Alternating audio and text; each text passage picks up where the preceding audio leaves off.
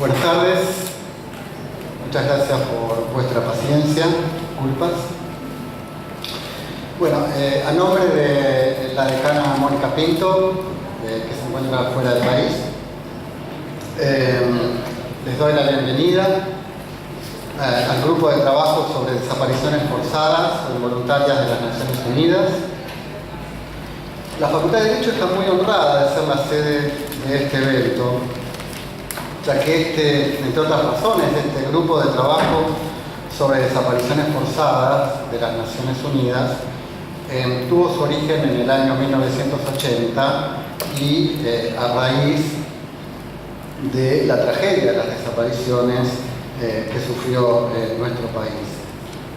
Este es un legado de Theo van Boven, que recibió hace unos años un doctorado honoris causa, que fue el que lideró la primera fase del trabajo de este grupo. Luego tuvo que abandonar su lugar por la presión de la dictadura militar argentina. Entonces es un gran honor tener a este grupo, haberlo tenido sesionando en la facultad, en la Argentina. Y hay una segunda razón, es que el presidente de este importante grupo de trabajo es Ariel Tulitsky, un graduado de esta facultad, más importante aún, un ex alumno de la decana Pinto. Ella siempre lo dice muy orgulloso de Ariel y de todos sus estudiantes. Esta facultad fue una de las primeras en incluir como materia obligatoria en la formación de los abogados la materia de derechos humanos.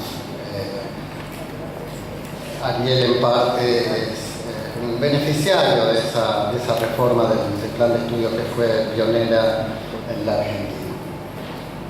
Entonces, sin más, le dejo la palabra al doctor Tayana. Muchas gracias.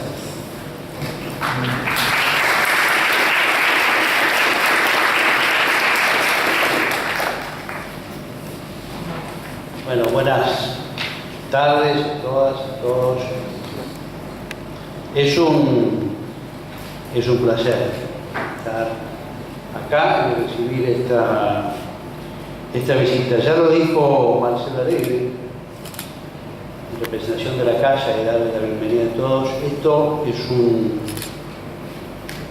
es un legado de una Argentina trágica, pero es un legado en su faz positiva.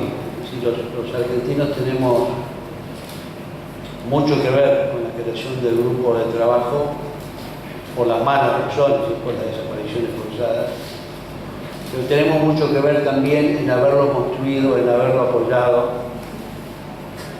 por creer en el derecho, por creer en el derecho internacional y por creer en el sistema multilateral. Este grupo de trabajo tuvo su origen en el 80 y muy poco después, en el 81, vino el complemento, ¿no? Es decir, comenzar a trabajar. Es la primera vez que se mencionó que debía haber un instrumento internacional que tuviera que ver con las desapariciones forzadas, ¿no? Y esa fue la Convención de Naciones Unidas, que tardó 20 y tantos años en firmarse y luego en aprobarse, luego en firmarse y un poco más en entrar en vigencia, pero que demuestra cómo de la tragedia, del sufrimiento, se puede salir para adelante con verdad, con justicia, con memoria y también construyendo condiciones para no repetición, para nunca más.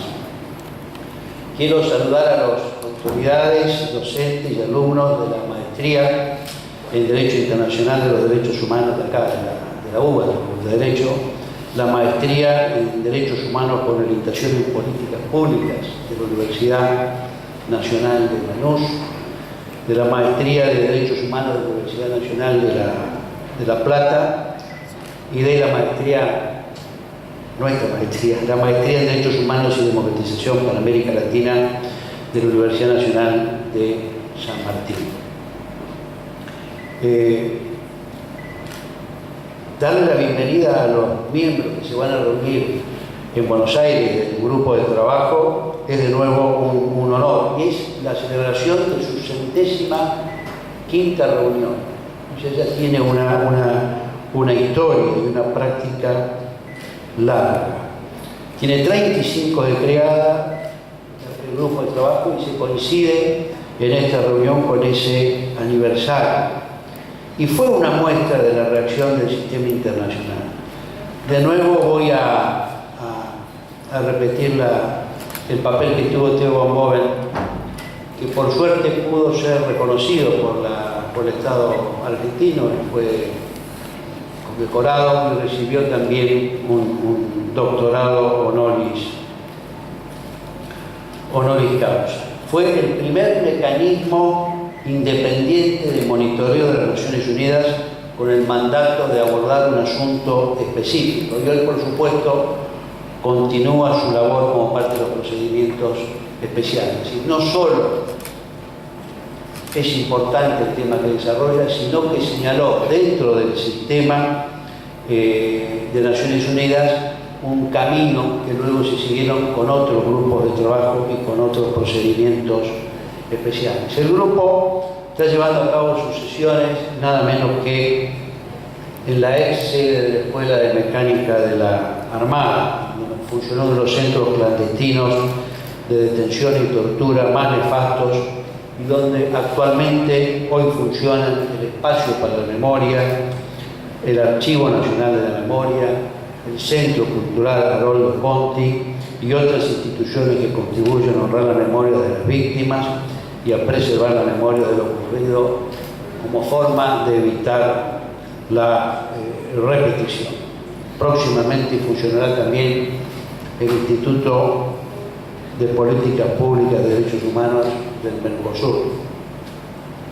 Esperamos que su trabajo en el marco de estas sesiones, en las cuales por supuesto habrá encuentro con autoridades, representantes de la sociedad civil, familiares, además de examinar cientos de casos de diversos países, sea provechoso para avanzar en los objetivos del grupo de trabajo. Solo me resta el honor de recibir a los expertos independientes de distintas regiones del mundo que integran el grupo de trabajo, el presidente, ya se dijo, Ariel Lulighi, con el cual hemos trabajado bastante juntos en temas de derechos humanos, y es un gran honor y un gran orgullo para todos que le esté presidiendo el grupo. La vicepresidenta Yasmina Sunjur de Bosnia-Herzegovina y el miembro Bernard Brent de Canadá, que ha sido profesor de nuestra maestría.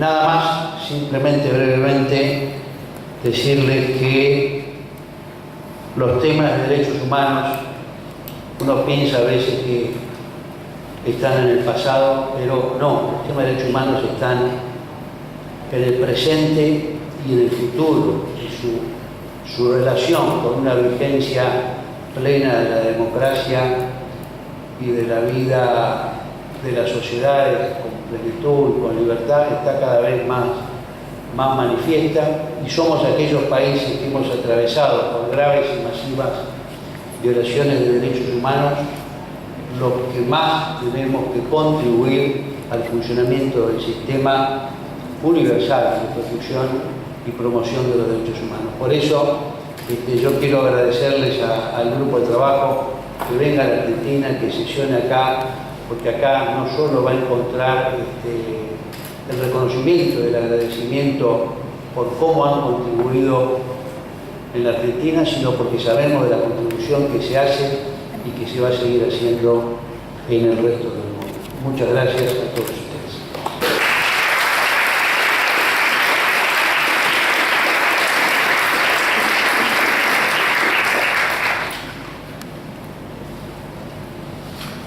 Buenas tardes a todas y a todos. También en función como director de la Maestría en Derechos Humanos de la Universidad Nacional de Lanús, darle la bienvenida a los miembros del grupo de trabajo y agradecer la participación de todos ustedes hoy acá. Y al mismo tiempo destacar que esta es una de las primeras actividades coordinadas de las 4 maestrías, ¿no? De las 4 maestrías que fueron mencionadas, la de la Facultad de Derecho de la Universidad de Buenos Aires, la de la Universidad de La Plata, la de la Universidad de San Martín y la maestría de la Universidad Nacional de Lanús. Creo que es una parte de la importancia que le damos desde las maestrías de Derechos Humanos al trabajo del grupo, a la temática de desapariciones forzadas, que tiene, como fue mencionado, una fuerte vinculación con las violaciones masivas y sistemáticas cometidas en los países del Cono Sur, pero que al mismo tiempo lamentablemente continúa como expresiones de casos de desapariciones forzadas que no reflejan políticas sistemáticas, pero muchas veces tampoco son situaciones aisladas, sino que son expresiones de patrones de violencia con los que todavía convivimos en las democracias latinoamericanas. Creo que va a ser muy importante conocer la actividad del grupo, conocer las presentaciones, los temas que van a abordar están muy vinculados con las temáticas más actuales vinculadas con desaparición forzada, pero también con los temas que siguen estando presentes en los distintos contextos globales en los que el grupo trabaja. Para hacer presentaciones pensamos de 10 minutos, todos tienen una traducción simultánea, y luego vamos a abrir una ronda para comentarios, preguntas, observaciones de los asistentes. Le voy a dar entonces primero la palabra a nuestro amigo Ariel Buriki, que es el presidente del grupo. Ariel es profesor del consultorio jurídico y director del consultorio de derechos humanos y de la iniciativa latinoamericana de la Facultad de Derecho de la Universidad de Texas en Austin, y todos ustedes lo conocen, ha sido un importante activista de derechos humanos, no solo fue alumno de Derecho, sino que fue compañero también de muchos de nosotros en la facultad, y es profesor invitado de esta facultad y de muchas de las maestrías que organizamos esta actividad. Sí, puedes hacer eso.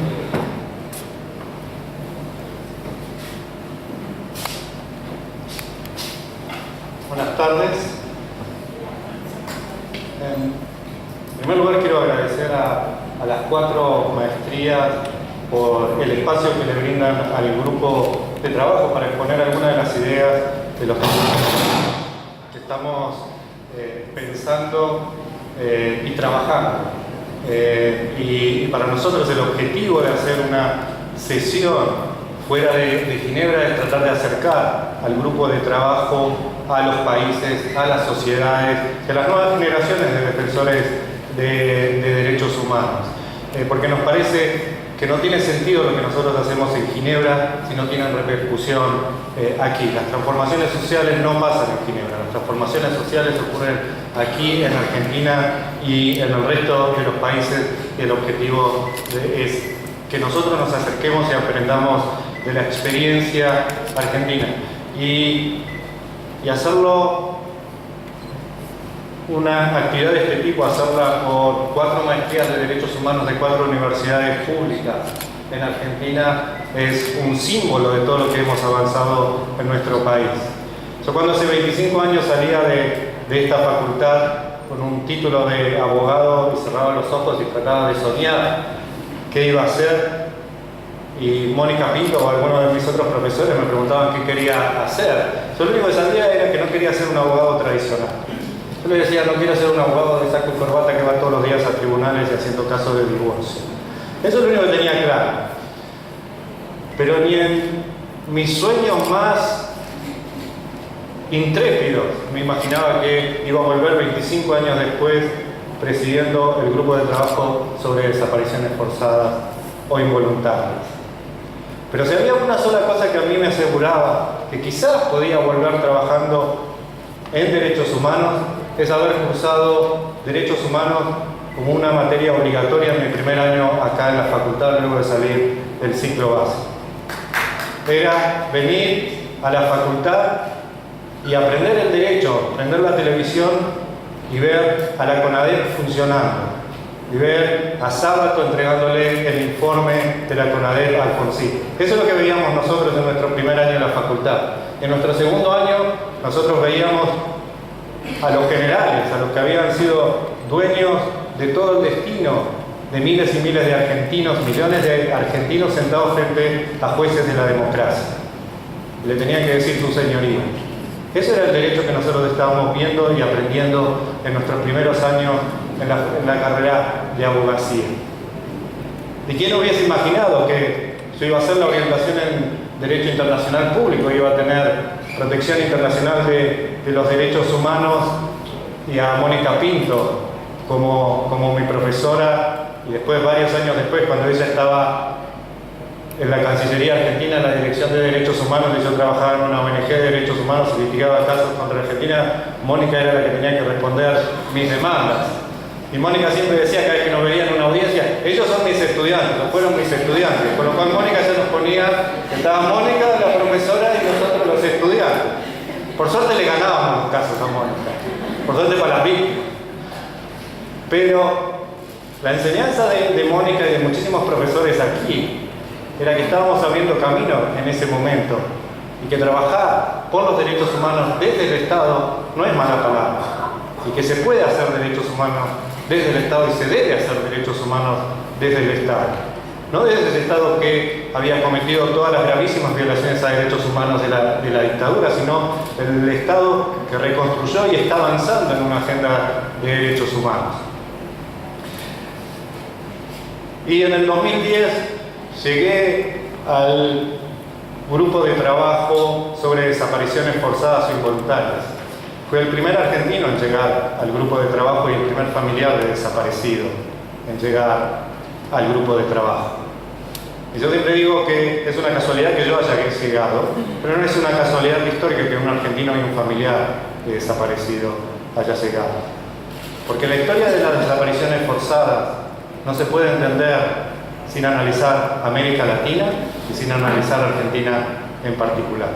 Y como decía Jorge, no podemos entender las desapariciones forzadas sin Argentina como el lugar a donde se perfeccionó un plan sistemático de desapariciones forzadas, pero de donde surgieron las estrategias más innovativas que marcaron el destino del sistema internacional de protección de los derechos humanos, que marcaron el destino del movimiento mundial de derechos humanos, sin entender el rol que jugaron las madres de Plaza de Mayo, las abuelas de Plaza de Mayo, la PDH, el CES, la Asociación de Familiares y tantas otras organizaciones.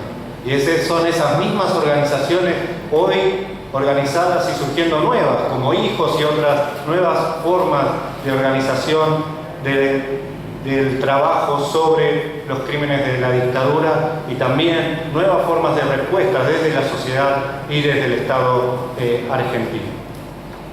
Cuando yo llegué al grupo de trabajo no entendía mucho lo que teníamos que hacer. Y quizás la mayoría de ustedes están acá, no sé por qué, pero seguro que no es porque saben mucho sobre el grupo de trabajo, porque somos un mecanismo bien raro porque fue creado en el 80. Yo voy a contar una infidencia, una reunión que tuve con Jorge antes de que lo nombren secretario ejecutivo de la Comisión Interamericana de Derechos Humanos. Nos reunimos, yo tenía que ir a la entrevista y nos reunimos antes para hablar de algunos temas de derechos humanos, y me dice, yo veo a la Comisión Interamericana como un habeas corpus internacional. Y el mecanismo de caso es un habeas corpus internacional. Y yo dije, bueno, para un sociólogo bastante bien. Entonces le dije eso, pero porque si lo nombraban secretario ejecutivo, después yo litigaba casos y yo lo verdugueaba demasiado, no me iba a dar pelota. Entonces, pero el grupo de trabajo sí es un habeas corpus internacional, limitado. ¿En qué sentido? El primer mandato que nosotros tenemos es tratar de servir de canal de comunicación entre los familiares y los gobiernos para establecer la suerte o el paradero de una persona desaparecida. Esto es lo que hacemos. ¿Y por qué digo que es un habeas corpus internacional? Porque tiene el aspecto más limitado del habeas corpus, que es producir a la persona, tratar de determinar dónde está esa persona y determinar si está detenida o qué le ha pasado a esa persona. Esto es lo único que hacemos nosotros. Nosotros no somos una corte internacional, no somos una comisión, no somos un comité que establecemos responsabilidad del Estado ni responsabilidad individual por las desapariciones forzadas. Si a nosotros nos dicen, desapareció, lo matamos y acá está el cuerpo, nosotros decimos, se clarificó el tema. Nos dicen, fue detenido, sí, está preso en tal cárcel, nosotros consideramos que la desaparición forzada se clarificó. Hay otros temas que tendrán que trabajarse, pero la desaparición forzada como tal cesó. No nos va muy bien. Nosotros tenemos actualmente 43.000 casos sobre 88 países, con lo cual lo que perfeccionamos en Argentina en los 70, hoy lo globalizamos. El fenómeno de la desaparición forzada es un fenómeno global. Y esto es lo que reflejan nuestros números, pero que nuestros números son solo la punta del iceberg. Por ejemplo, de Argentina nosotros solo tenemos registrados 3.000 casos, frente a los 30.000 desaparecidos. Entonces sabemos muy claramente que incluso esos 43.000 casos que tenemos representan un número muy bajo de todas las desapariciones. Pero sí son indicativos y nos permiten ver algunas de las tendencias, dónde ocurren y cuándo ocurren las desapariciones forzadas. Y por ejemplo, vemos hoy en qué países recibimos más denuncias en estos años y por qué en casos como Argentina, si recibimos denuncias es quizás una por año, pero no las miles que recibimos en nuestros primeros años de funcionamiento. El segundo mandato que nosotros tenemos es un poco más parecido a los mandatos tradicionales de derechos humanos. Es monitorear cómo los estados cumplen con las obligaciones que surgen de la Declaración de Naciones Unidas de 1992 sobre desapariciones forzadas, y lo hacemos de distintas maneras. La principal quizás es visitar países y ver cuál es la situación de derechos humanos en materia de desapariciones forzadas en ese país, en materia fundamentalmente de verdad, justicia, reparaciones, garantías de no repetición, prevención, legislación. Estos son fundamentalmente los temas que miramos en nuestras visitas. Y el otro mandato muy importante que tenemos es tratar de pensar sobre los temas de desaparición forzada. Y hoy yo quisiera compartir uno de los temas que estamos pensando. Yo le pregunto a los alumnos aquí, ¿quiénes cursaron Derechos Humanos ya? A ver, los alumnos, no hay. Muy bien. ¿Cuáles son las tradicionales divisiones, clasificaciones en los derechos humanos? Por un lado, derechos civiles y políticos, del otro, económicos, sociales y culturales. ¿A dónde incluyen a las desapariciones forzadas? En el medio. Bueno, eso es lo que tenemos que hacer nosotros. Nosotros generar las desapariciones forzadas. ¿Quién conoce Velázquez Rodríguez? 1, 2, 3. Lean Velázquez Rodríguez y saben todo sobre derechos humanos. Eso es lo bueno de trabajar en derechos humanos, que no hay que estudiar mucho. Entonces, se leen Velázquez Rodríguez y van a ver que la Corte Interamericana habla de violación del artículo 457. Después aumentó un poco y dice 825 y 3 por personalidad jurídica. 4 vida, 5 libertad, 5 integridad física, 7 libertad, 8 debido proceso, 25 garantías judiciales, 3 personalidad jurídica. Todos los tradicionales de derechos civiles y políticos. Bueno, nosotros hoy estamos pensando cuál es la relación entre desapariciones forzadas y derechos económicos, sociales y culturales. ¿Hay alguna relación? Y esto es lo que estamos tratando de pensar. En primer lugar, estamos tratando de pensar si la falta de ejercicio efectivo de derechos económicos, sociales y culturales crea una causa de particular vulnerabilidad para ser susceptible de una desaparición forzada. Jorge me está mirando y me dice, a ver, explícamelo. Por ejemplo, 69% de las víctimas que fueron documentadas en la Comisión de la Verdad de Perú vivían en niveles de pobreza o extrema pobreza. 69%. Nosotros queremos entender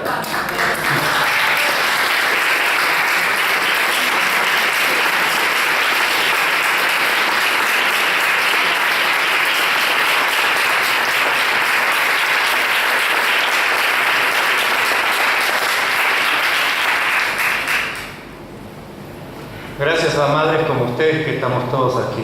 Muchísimas gracias.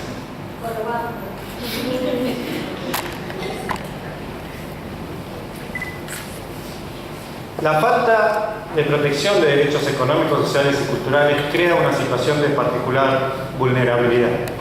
Lo creó en las violaciones masivas a los derechos humanos, 69% de las víctimas en Perú, lo vemos el mismo número en Guatemala, quizás más alto, y los vemos en los casos aislados de desapariciones forzadas que ocurren en contextos democráticos como el de Argentina.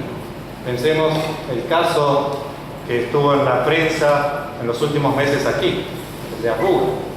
Joven, pobre, varón, viviendo a los márgenes de los círculos formales de la economía y siendo vulnerables a todo tipo de abusos policiales, y esto genera una situación de particular vulnerabilidad. Esto es parte de lo que queremos desentrañar en nuestro estudio que estamos conduciendo en este momento. Y queremos entender también otro factor más, ya no la falta de protección de los derechos económicos, sociales y culturales como causa de desaparición forzada, sino también la defensa de derechos económicos, sociales y culturales como causa de una desaparición forzada. En todas nuestras estadísticas es muy claro que, por ejemplo, líderes sindicales que defienden los derechos a la asociación sindical, al trabajo digno, a la igualdad de pago, a la seguridad social, son muchísimas veces víctimas de la desaparición forzada, como represalia por el ejercicio de ciertos derechos. Y lo vemos con otros. En muchísimos conflictos se ataca a los maestros, se ataca a los médicos, que son los que garantizan o facilitan el ejercicio del derecho a la educación, el derecho a la salud. Precisamente por garantizar ese tipo de derechos son víctimas de desaparición forzada y estamos tratando de visibilizar esta conexión. Pero queremos visibilizar también, ya no la conexión entre desapariciones forzadas y derechos económicos, sociales y culturales como causa, pero sí como los efectos también. ¿Qué quiero decir con esto? Primero, como les decía con el caso Velázquez Rodríguez, consideramos que una desaparición forzada afecta al derecho a la vida, a la integridad física, a la libertad, a las garantías judiciales, a la personalidad jurídica. Pero nosotros creemos que también afecta los derechos económicos, sociales y culturales, y particularmente ciertos derechos. Indudablemente, una persona secuestrada en un centro clandestino de detención no tiene ninguna posibilidad de hacer un ejercicio de su derecho a la salud, por ejemplo. Para dar solo un ejemplo, y creemos que esto hay que visibilizarlo también, cómo se afecta a algunos de estos derechos. Y aquellos desaparecidos que tienen la suerte de ser legalizadas y poder gozar de la vida, las secuelas y los efectos que le producen en la salud física, mental, psíquica, es uno de los efectos en el derecho al trabajo, en el derecho a la seguridad social, son otros que queremos visibilizar. Pero también queremos ver cómo las desapariciones forzadas afectan los derechos económicos, sociales y culturales de otras víctimas de las desapariciones forzadas. Porque en una desaparición forzada no hay solo una víctima. No solo es víctima de la desaparición forzada quien desaparece. Son víctimas todos aquellos que sufren un perjuicio a consecuencia de la desaparición forzada de un ser querido. La familia, fundamentalmente. Y el derecho a la familia, el derecho a la protección de la familia, derecho que está entre los civiles y políticos, pero también entre los económicos, sociales y culturales, es un derecho que se afecta transversalmente ante cualquier desaparición forzada. Y lo vemos con el ejemplo clarísimo de las madres y las abuelas aquí. Pero hay otros derechos. Imaginen la situación que queda una familia cuando el sostén económico de esa familia desaparece. Y los perjuicios económicos que se producen. ¿Cuál es el efecto en el derecho a la salud de las familias? ¿Cuál es el efecto en los derechos de los niños y niñas? ¿Cuál es el efecto en el derecho a la educación de esos niños?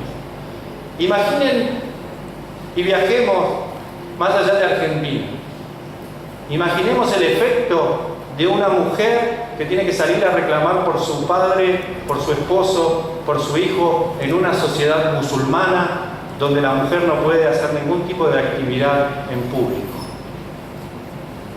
Imaginen los efectos que produce en la familia y en esa mujer. Imaginen países, en algunos países de África, donde el derecho de propiedad, si muere o desaparece el esposo, no pasa a la esposa, pasa a la familia del esposo. ¿Qué pasa con el derecho a la vivienda adecuada? El derecho a la propiedad de esa mujer cuyo esposo desapareció.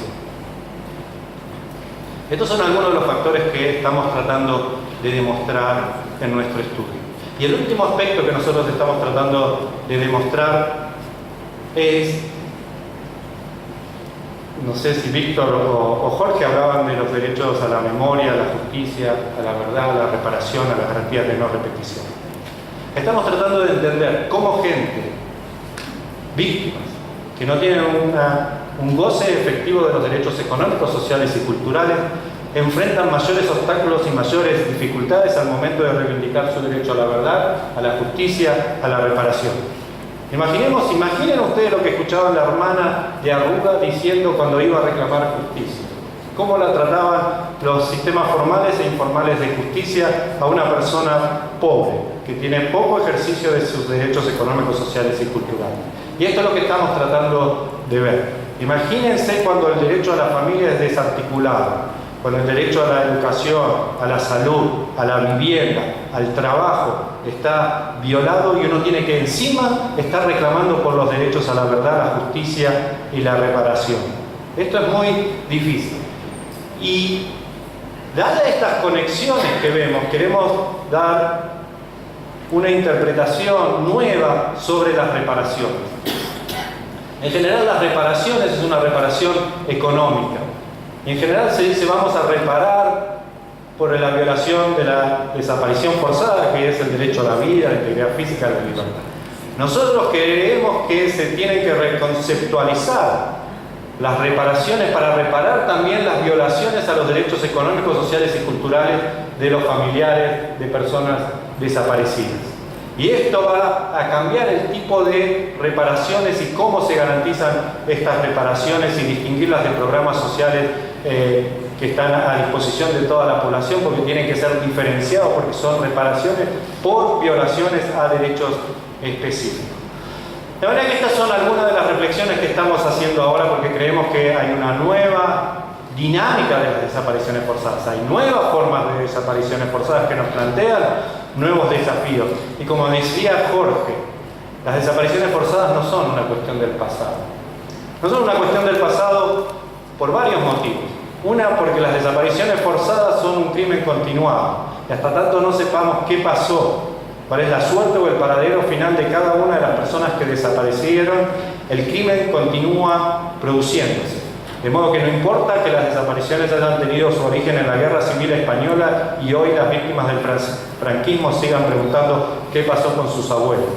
No importa que hayan sucedido en los 70 y hoy sigamos preguntando qué pasó con los desaparecidos, son desapariciones actuales, porque están cometiéndose día a día hasta que no sepamos dónde están y qué pasó con los desaparecidos.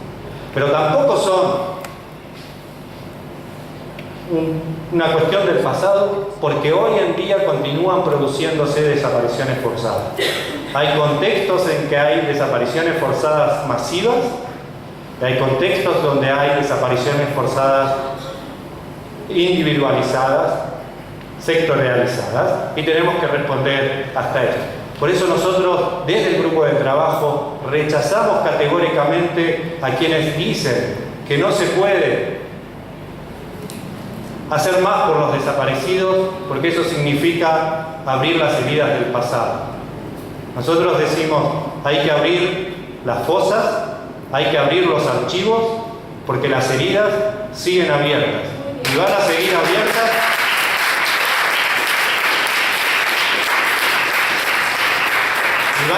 abiertas hasta que establezcamos la suerte o el paradero de todas y todos y cada uno y cada una de nuestros desaparecidos, porque los desaparecidos son de todos nosotros. Muchísimas gracias.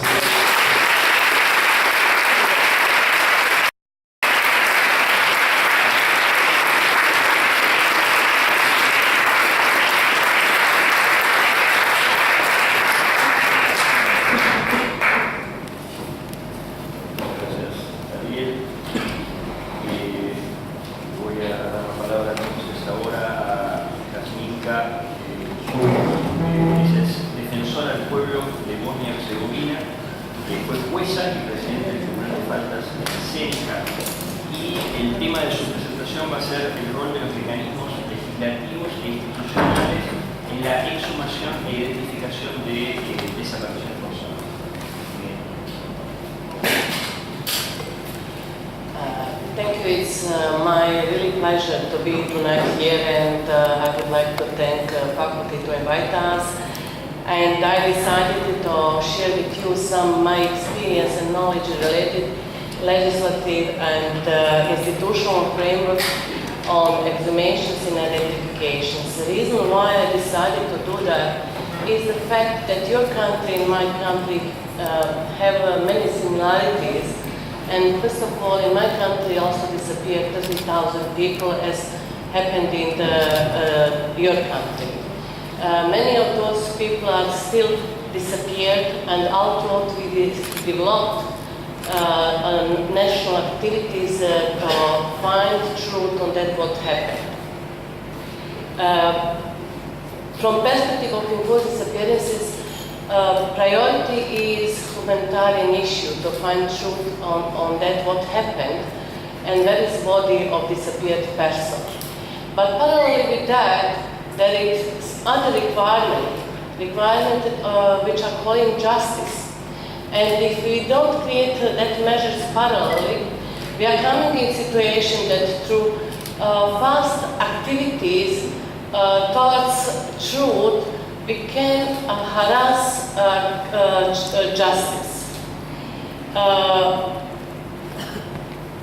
In Bosnia and Herzegovina, on the beginning, we discovered many mass graves. And it happened situation that bodies, they had been so often relocated and mixed, and at the end there was a situation that one body was found in 11 mass graves. And we don't speak more bodies, we are speaking on mortal remains which are mixed, and at the end, if you want to find the identity of that person, and if you want really to give body to family relatives, you need to take many activities, including anthropologic, archaeologic, forensic, and other science work together. But okay, it's not a problem if you have prescribed that. There must be legislative framework. Who will do that under office circumstances? It is a simple way to take body before 10, 15 years where DNA profile wasn't used regularly, that many bodies were identified by classic method. Results of that now in Bosnia and Herzegovina, from that period, 1995 to 2000, because the DNA we started to use in 2000, there happened many misidentifications. And now we have problem that there must happen re-exhumations, and it is additional trauma for families. First of all, somebody must tell family, I'm sorry, that body which you received is not body of your relative. And secondly, we need to find body and to make again burial of that body. Therefore, classic method is additional method which can be used only in additional special circumstances.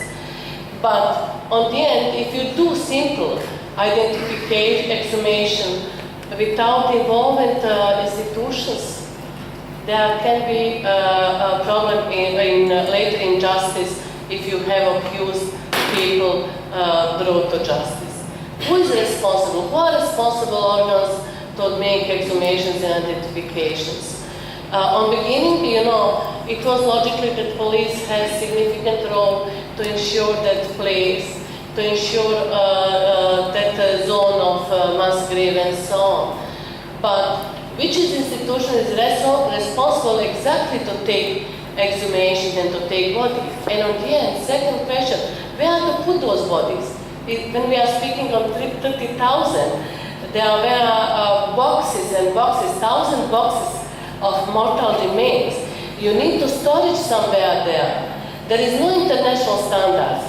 We are working in a working group, and our tool is declaration, and declaration says that governments are obliged to take all administrative, legislative, judiciary and other measures to find truth on that what happened and so on, and to bring responsible to justice.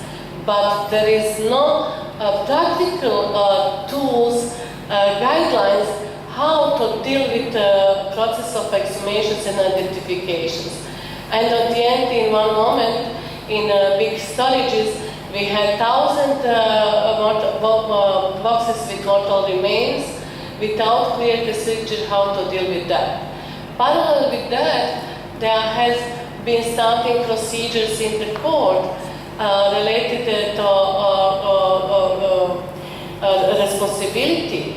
And first objections from lawyers came out saying, oh, that procedure wasn't done in proper manner, it wasn't following a criminal procedure and so on.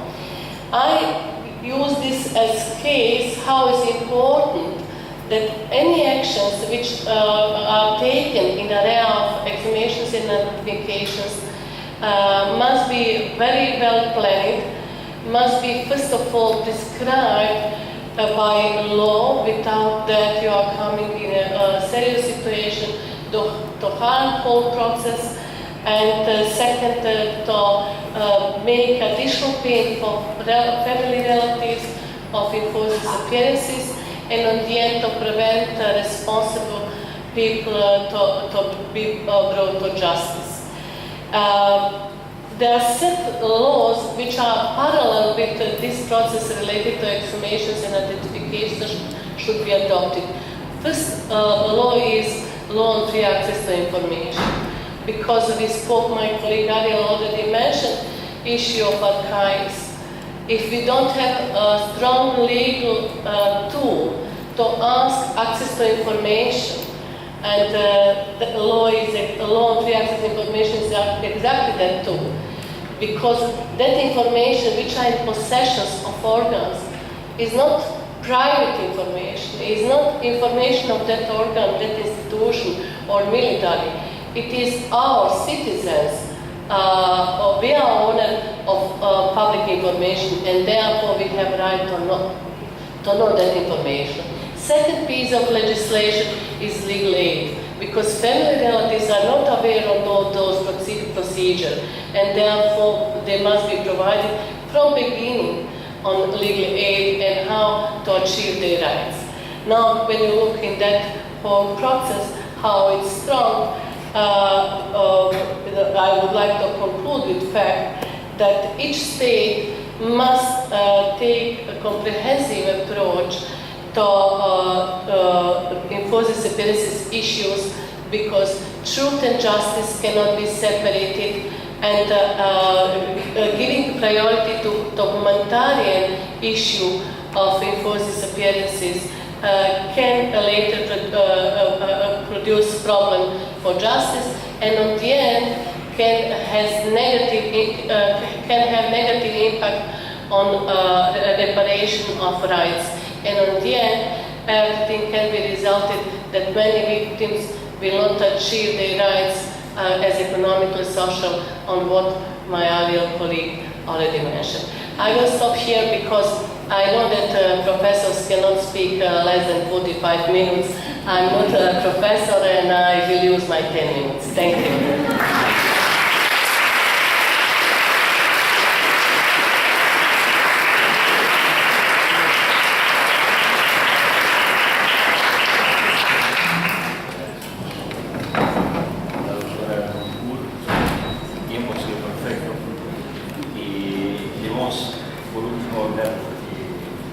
Bernardo Hey, profesor titular de Ciencias Jurídicas de la Facultad de Ciencias Políticas y Derecho de Montreal, que dirige el programa de Relaciones Internacionales y Derecho Internacional, y también profesor visitante bastante frecuente en Argentina en varias universidades que organizamos en particular.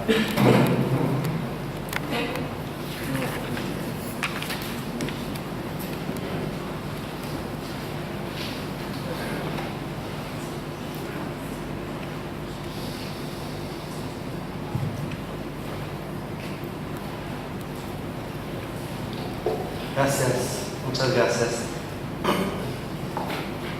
Quería agradecer la Universidad de Buenos Aires, así como la de La Plata, Lanús y de San Martín por la invitación. Es un gran honor de venir aquí y de discutir con ustedes esta noche.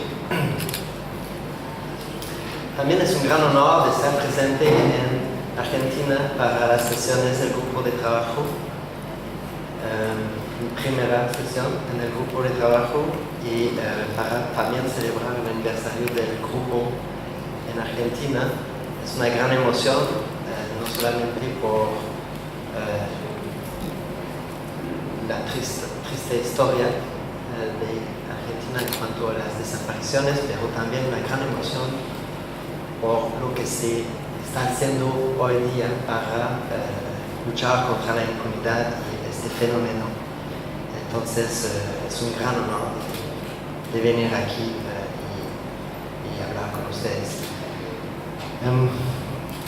Propongo hablar de las desapariciones forzadas de los actores privados. Había hecho notas en inglés, pero voy a tratar de hacerlo en español y puede ser que me equivoco y empiezo a hablar en francés.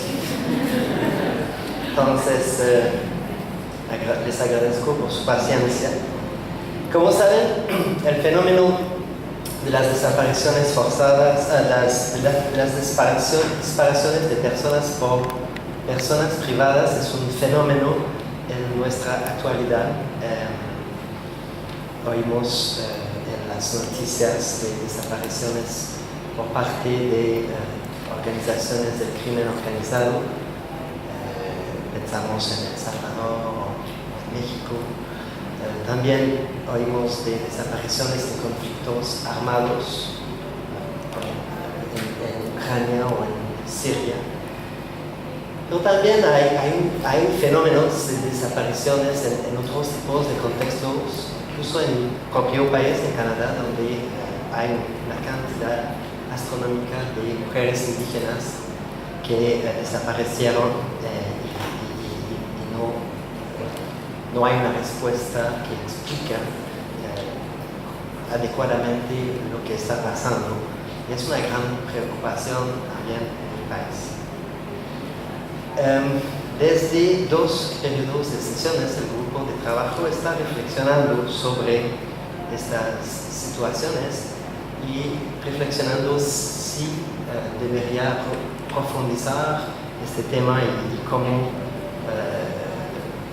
cuestionarse sobre este tema. Y no es fácil por múltiples razones.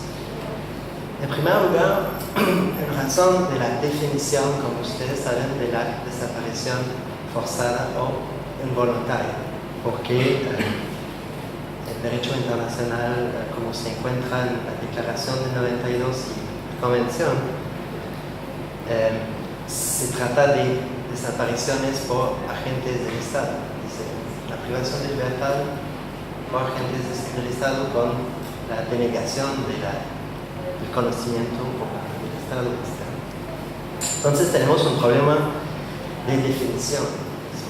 Y también tenemos un problema en relación con el mandato del grupo de trabajo. Como lo explicaba Ariel, nuestro mandato es en primer lugar de servir de canal de comunicación entre los familiares de las víctimas de los estados para encontrar las personas o su paradero. Y el segundo mandato es de apoyar a los estados para cumplir con la Declaración de 92, que contiene una serie de obligaciones relacionadas con la lucha del fenómeno. Entonces, ¿cómo se debería tocar este tema y cómo proceder? Como ustedes saben, en derecho internacional público, las acciones de actores privados no generan la responsabilidad internacional de los estados, excepto en algunas circunstancias muy definidas, en particular en los proyectos de artículos de la Comisión de Derecho Internacional sobre la responsabilidad estatal. Entonces se necesita que la acción sea por una entidad estatal o bajo la dirección o el control del Estado, o una vez que el Estado conoce el fenómeno, lo adopta el fenómeno de la en algunas circunstancias, desapariciones por personas privadas pueden ser atribuidas al Estado porque encontramos una relación entre las personas y el Estado. En circunstancias donde las personas actúan bajo el control o la dirección del Estado, podemos pensar en muchos casos en Colombia con el paramilitarismo. ¿Sí? También podemos pensar en casos que generan la responsabilidad estatal cuando hay acciones de personas privadas y después el Estado se da cuenta y acepta, aquiesca y se apropia esta actitud. Pensamos, por ejemplo, en el caso de la Corte Internacional de Justicia en la tomada de la Embajada de Estados Unidos en Teherán. Y, como saben, el derecho internacional también desarrolló toda la doctrina de la debida diligencia para prevenir, investigar y sancionar acciones, incluso cuando son por parte de actores privados, como mencionaba Ariel en el famoso caso de Velázquez Rodríguez, referido a esa. Políticas de ordenamiento, de clasificación, de búsqueda de unidades, de búsqueda de archivos, y eso quizá requiere una perspectiva de política pública, y eso falta en muchos de los países en la región, aunque se han hecho avances muy importantes. Yo pienso, mirando los países del Mercosur, primero la búsqueda de archivos por el Estado. O sea, miro a Nora Cortiña que está acá, los archivos históricamente fueron buscados por las víctimas, ¿no? Las víctimas tenían los archivos, los organismos de derechos humanos llamaban archivos de la resistencia. Hoy hay política pública de búsqueda de archivos vinculados con violaciones de derechos humanos en las instancias del Estado. Y esto creo que es un paso importante para discutir. Yo creo que el grupo puede hacer un aporte muy importante en plantear lineamientos sobre las políticas de identificación, de desclasificación y de búsqueda de archivos. Y por último, la presentación de Bernard, que está muy vinculada, me parece a mí, con la de Ariel, sobre actores no estatales, el tema de los patrones. Clásicamente miramos los problemas de desaparición forzada desde la óptica de las políticas sistemáticas de desaparición desarrolladas y ejecutadas en aparatos centralizados del Estado.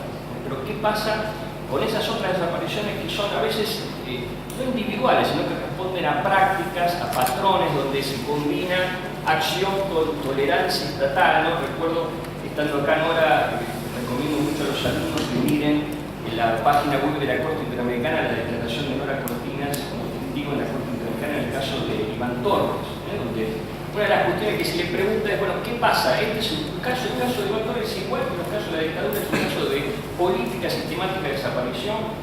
No lo es, pero tampoco es un caso aislado. O sea, hay una relación de las fuerzas estatales con un cierto sector de jóvenes en los barrios pobres que generan patrones de violencia, y no puede ser pensado como una política sistemática, pero nos equivocamos y tratamos de investigarlo y identificar responsabilidades como un caso aislado. Yo creo que esos son los grandes temas, porque cuando estamos aquí, bueno, hasta dónde llega el deber de investigación penal, se trata de crímenes, se pueden amnistiar, prescriben, no prescriben, quién repara, cómo se identifica el estatal. Son todos temas de enorme discusión, no solo en la Argentina, sino en varios países de la región.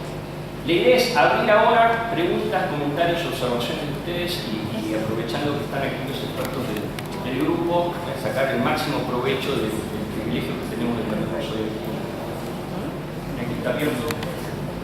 Sí, tienen el micrófono ahí, se presentan. Buenas tardes, mi nombre es Vicente Campos y quisiera preguntar respecto de la investigación que refiere de la relación que existe entre los DES y la desaparición forzada de personas, si se tiene pensado tener una posición respecto del perpetrador, es decir, si la ausencia de esto también va a investigar a quienes cometen las desapariciones. Gracias. Tomamos dos más, cada panel hacemos ahí en animal.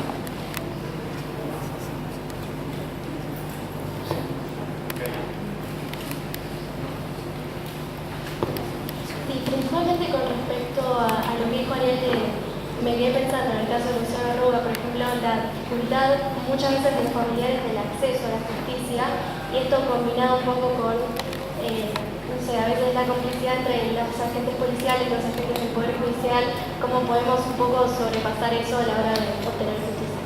Gracias.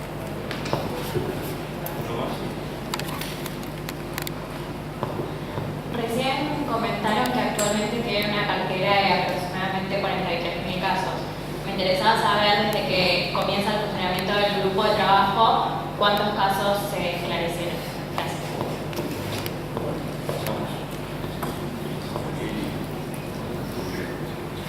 Si respondo a la última pregunta, todos se levantan y se van. Así que esa la dejo para el final. Desde que se creó el grupo de trabajo recibimos 55.000 denuncias. Obligación de debida diligencia.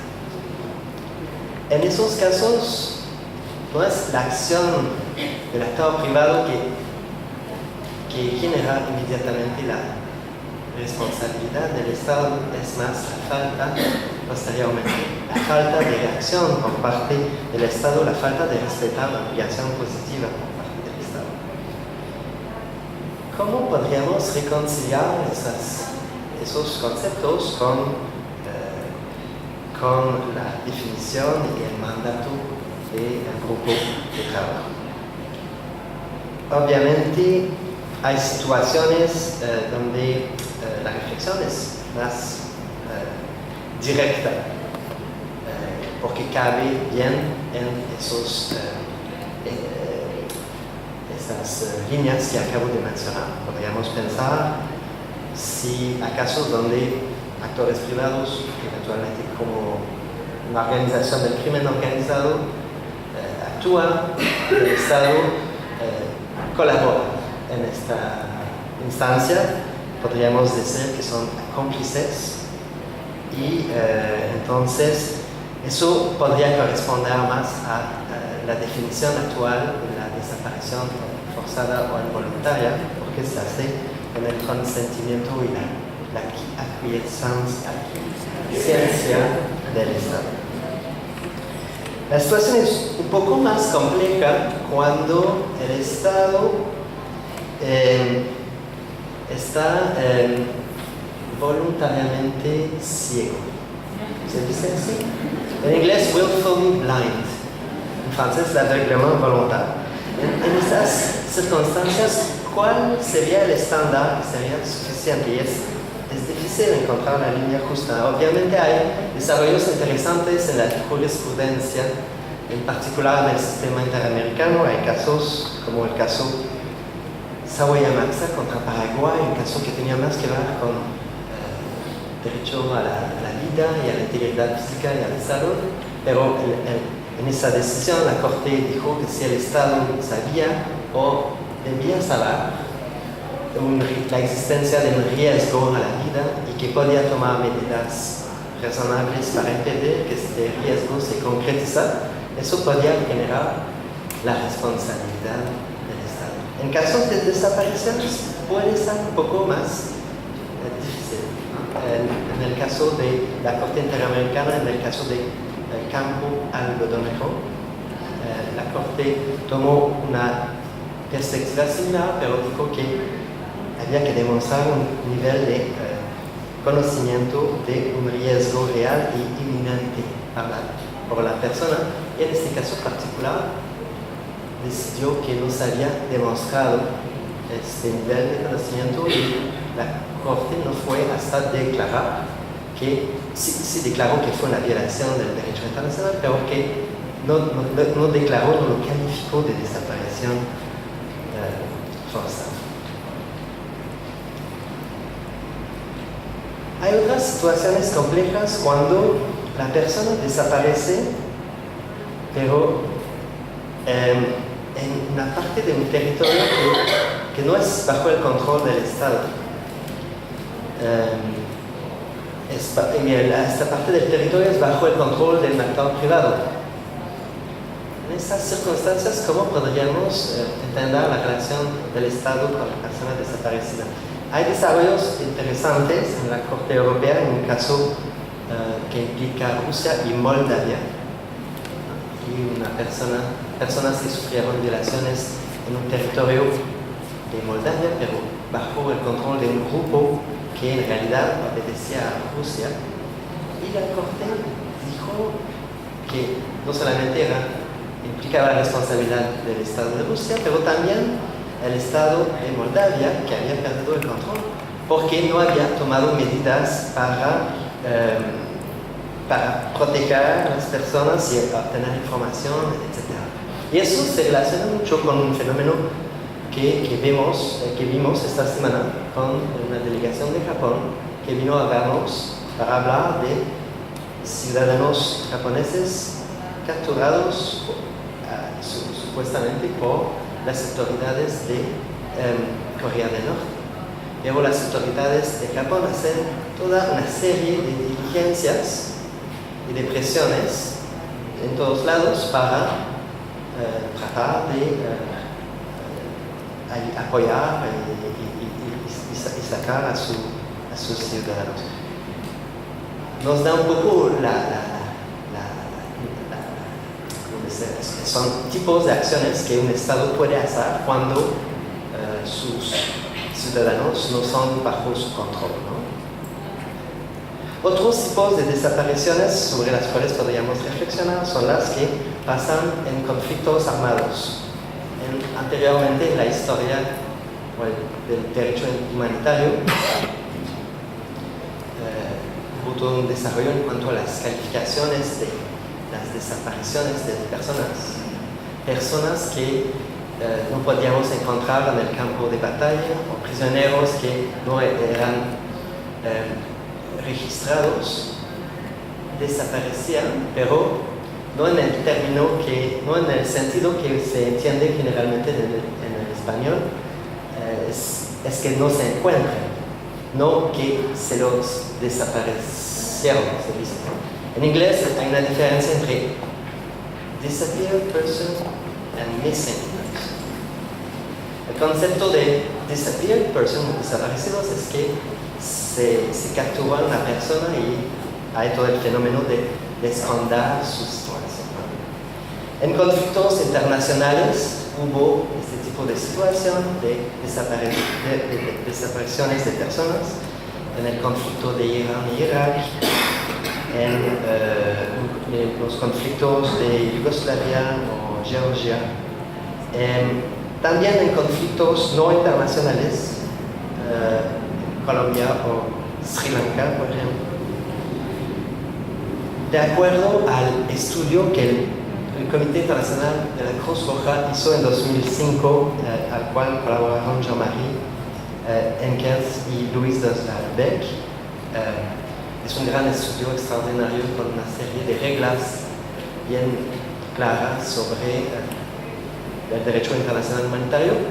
La regla 98 considera que las desapariciones forzadas dentro del conflicto armado, que sean un conflicto internacional o no internacional, constituyen la violación del derecho internacional y humanitario. Es bien interesante de ver cómo este estudio documentó la evolución de la norma en este sentido, mirando a los códigos militares de distintos países, considerando las conferencias de la Cruz Roja, así como las reuniones de la Asamblea General o del Consejo de Seguridad, cuando los estados se pronunciaban sobre la situación de conflictos armados donde habían casos de desapariciones forzadas en Yugoslavia, Botsuana, Honduras, Indonesia, etc.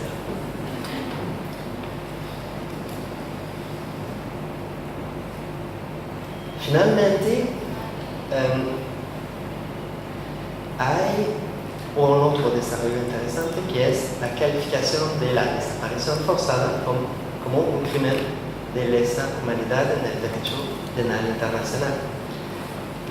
Hubo casos en el Tribunal Penal para la ex Yugoslavia en la cual se decidió que la desaparición forzada constituía un crimen contra la humanidad, aunque no era expresamente definido así en el estatuto del tribunal. Y lo incluyó como otros tipos de ataques. Es interesante porque en otros casos el Tribunal Penal a la ex Yugoslavia extendió un poco esas definiciones. Por ejemplo, en cuanto a la tortura, en otro caso declaró que hubo violación del derecho internacional y calificación de actos como tortura por actores que no eran actores de un ejército estatal, por acciones de combatientes del ejército de la República Srpska. Aunque la definición clásica de la tortura normalmente necesitaba la participación de agentes estatales. Entonces hay una evolución interesante del derecho penal internacional en este sentido. Hoy día, como saben, el Estatuto de Roma califica las desapariciones forzadas o involuntarias como un crimen de lesa humanidad cuando es parte de un ataque generalizada y sistemática contra la población civil, cuando se hace por parte del Estado o una organización política en una acción que empuja una política estatal o de la organización política para cometer un ataque. Por supuesto que en los casos de conflictos armados y de crímenes contra la humanidad, la desaparición tiene que tener una relación o con el conflicto armado o con esta política de ataque que acabo de mencionar. Entonces, tal vez que estamos caminando en dirección de una definición que evolúa. Entonces, podríamos reflexionar sobre esta evolución de la definición. En adición, podríamos reflexionar sobre el mandato del grupo y cómo este fenómeno puede o no puede caber dentro del mandato del grupo. Obviamente hay situaciones con las cuales el grupo debería estar más cómodo, las situaciones que entran mejor, entre comillas, dentro de la definición. Por ejemplo, un Estado que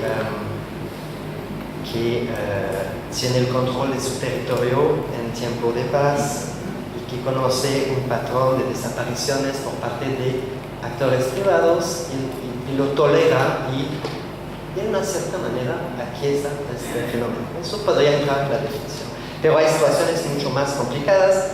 ¿Qué hacemos con un país que pierde el control de su territorio? El territorio es en parte controlado por actores no estatales. ¿Qué podemos hacer en esas circunstancias? Y los procedimientos del grupo de trabajo en algunas circunstancias tal vez podrían ser eficaces, pero en otras no. Nuestro sistema de caso, como lo explicaba Ariel, es principalmente de comunicarnos con el Estado y decir dónde está la persona, qué han hecho para encontrar la persona, para saber dónde está o obtener una explicación sobre su paradero. Si mandamos una comunicación de este tipo y que la persona está bajo el control de un actor no estatal en una parte del territorio que el Estado no controla, no sé cómo eso podrá ayudar a los familiares en la búsqueda de su familia. Lo que tal vez es una pista de reflexión, y estamos todavía en la parte muy inicial de nuestra reflexión, es un otro procedimiento que es las alegaciones generales. Es un procedimiento según el cual recibimos información sobre la situación de las desapariciones dentro de un país y nos comunicamos con el Estado y hacemos una serie de preguntas que tienen que ver con las obligaciones generales que hay dentro de la Declaración de 92, es decir, cuáles medidas fueron adoptadas por el Estado para remediar a esta situación, ¿verdad? Entonces, tal vez que podríamos pensar en una manera según la cual podríamos entrar en un diálogo constructivo con un Estado para tratar de ayudar en encontrar soluciones cuando este fenómeno pasa. Podríamos preguntar, por ejemplo, estoy reflexionando en voz alta, ¿qué medidas han tomado para prevenir este fenómeno?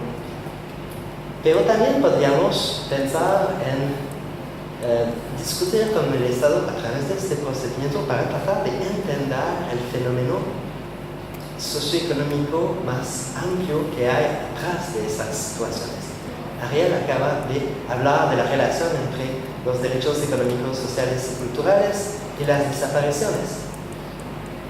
Para poder entender esta relación hay que hacer estudios, hay que obtener estadísticas, hay que ir y hablar con la gente, hacer investigaciones. Si eso no se hace, el Estado no progresa para solucionar la situación. Entonces, tal vez que a través de este tipo de diálogo podríamos ver